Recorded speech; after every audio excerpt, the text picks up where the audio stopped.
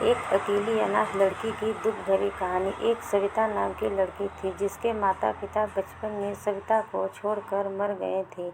सविता बिल्कुल अनाथ हो गई। गांव वालों ने मिलकर सविता का पालन पोषण किया। जब सविता धीरे धीरे बड़ी हो गई तो गांव वालों ने सविता की शादी एक रमेश नाम के लड़का से करवा दी, जो लड़का फौजी था। जब सविता शादी कर अपने घर आई, ससुराल आई, तब लोग बहुत खुशी थे। पूरा खुशी का माहौल था। उसी दिन शाम को सविता के पति का यानी रमेश फौजी का फ़ोन आ गया। बहुत ज़रूरी उसको जाना पड़ा। सीमा पर लड़ाई बहुत जमकर चल रही थी, जिसमें रमेश फौजी को आतंकवादियों ने कैद कर लिया। धीरे धीरे 2-3 साल बीत गया। रमेश फौजी के माता पिता को चिंता होने लगी कि मेरे बेटे को क्या हो गया। इधर रमेश की पत्नी को सब लोग ताना मारने लगे, सविता जब से आई है मेरे बेटे को क्या हो गया। बेटा जब से इस लड़की का मुंह देखा है तब से मेरा बेटा लापता हो गया है। यह पैदा होते अपने माँ बाप को खा गई, ससुराल में आकर मेरे बेटे को खा गई।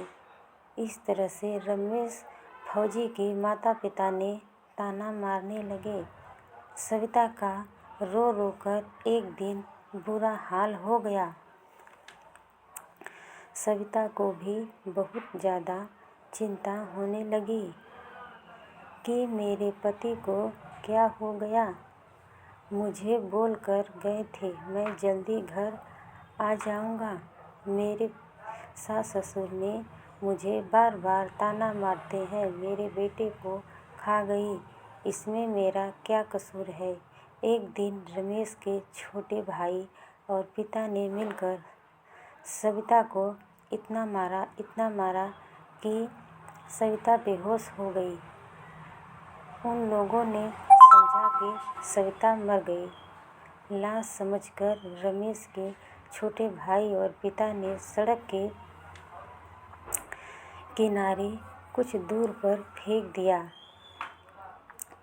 कुछ देर बाद एक मारुति आई जिसमें एक डॉक्टर बैठे थे। लाश देखकर डॉक्टर ने जल्दी से गाड़ी रोक दी और देखा तो सविता का सांस चल रहा था। तो जल्दी से डॉक्टर साहब ने सविता को अपनी मारुति में बैठाकर अपने अस्पताल ले गए। सविता का उपचार करने लगे।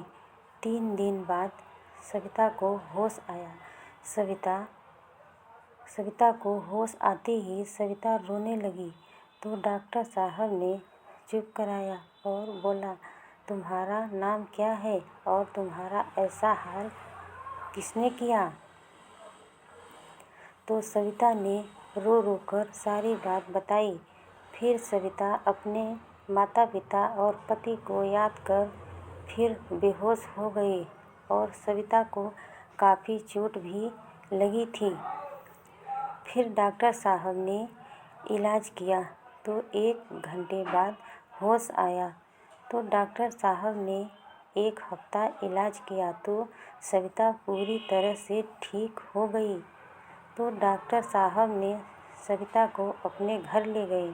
डॉक्टर साहब के घर में बस उसकी माँ थी। तो डॉक्टर साहब ने अपनी माँ से सविता के बारे में सारी बात बताया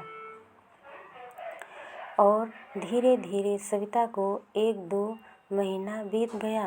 डॉक्टर साहब का 2 साल से शादी का बात चल रहा था।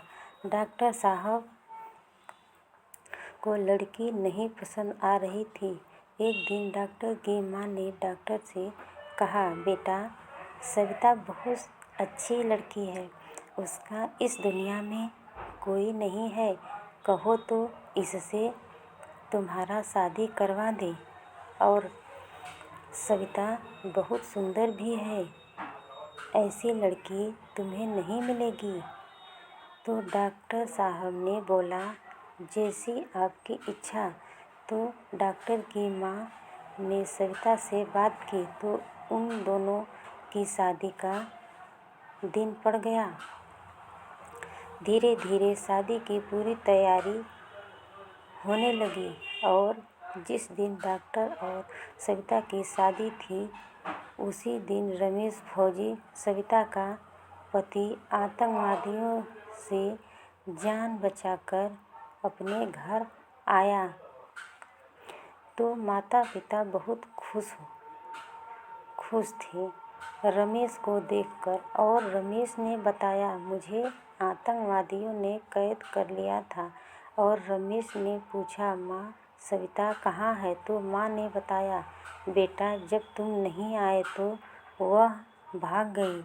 और रमेश इतना बात सुनते पागल सा हो गया और पागलों की तरह सविता को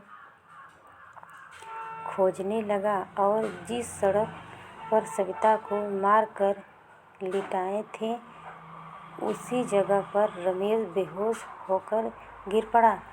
फिर वहीं डॉक्टर अपनी मारुति से जा रहे थे तो रमेश को बेहोश देखकर गाड़ी रोक दिया और रमेश को अपनी गाड़ी में बैठाकर अपने अस्पताल ले गया।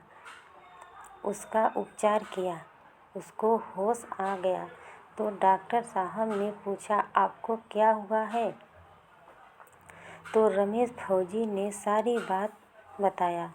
तो डॉक्टर साहब का होश उड़ गया और डॉक्टर साहब ने बताया, आप बहुत टाइम पर आ गए हो, आप चलो मेरे साथ। यहाँ तो आज डॉक्टर की सविता से शादी थी। डॉक्टर तो अपनी हॉस्पिटल पर इमरजेंसी मरीज देखने आया था। रास्ते में सविता का पति मिल गया।